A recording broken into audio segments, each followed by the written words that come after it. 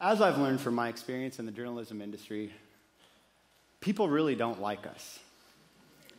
Plain and simple. Last month, our very own commander-in-chief angrily tweeted this: "The fake news media is not my enemy, but it's the enemy of the American people." As you could see in this tweet, he then proceeded to tag the failing New York Times, NBC News, ABC, CBS, and of course, CNN. Now, I'm not here to talk politics, so please rest those angry Facebook fingers. Instead, I'm here to discuss the importance of understanding the different perspectives of an argument, specifically as it relates to this issue caused by what I believe to be unfair delegitimization of the media.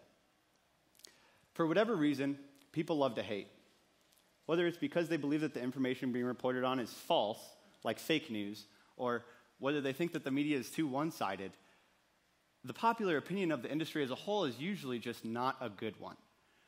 I guess it's a good thing that bias is in the eyes of the beholder. Then there's the perspective of the businesses, or in this case, the media companies themselves. Now, as I've learned in several finance classes here at North Central, the most important thing to any business is to ensure that its revenues outweigh its expenses. Now, my father told me something once that would stick with me forever. Business is in business to stay in business, just like with these media companies.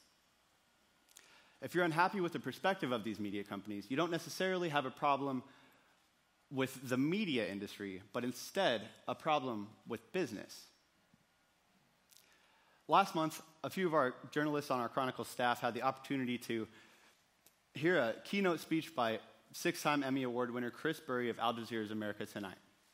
Although he left us with a lot of valuable information, there was one quote that our group thought really encompassed the true journalist perspective. He said, "If you spent any time in newsrooms, you'd know that our bias is not as much political, but that we are biased in favor of a good story." And then there's the perspective of the journalist. Last September, New York Times columnist Francis Lamb tweeted, "Journalism, it's a tough job with insane pressure and pretty crappy pay. On the other hand, everybody hates you." Now, I've been fortunate enough to work for my student news organization in which money matters far more and content matters far less. Excuse me, in which money matters far less and content matters far more. Now, like most major news organizations, including ours, we have a forum section whose main purpose is to relate to the opinions of the general public.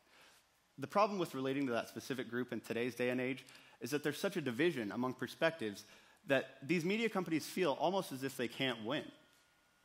That, along with people not really understanding the difference between opinion and hard news, is a problem that the industry faces all the time.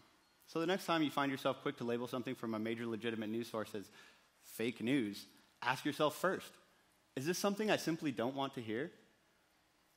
Yes, my perspective is in defense of the media because of my experience.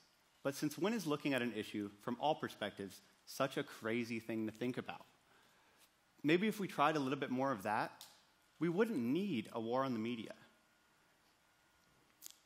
Now, please, if you're in the audience and you have some sort of strong disagreement or strong problem with what I've just said, just remember, we simply have a different opinion.